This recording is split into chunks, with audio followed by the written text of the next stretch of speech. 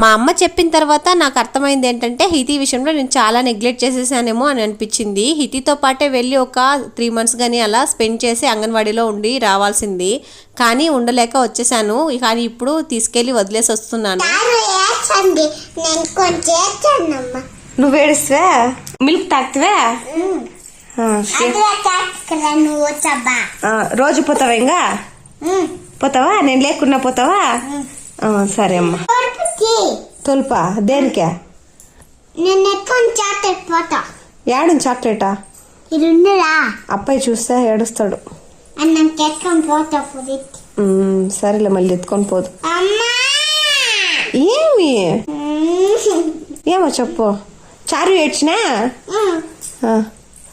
చారు నిదానంగా ఏడ్చిన, జోరుగా ఏడ్చినా? నువ్వు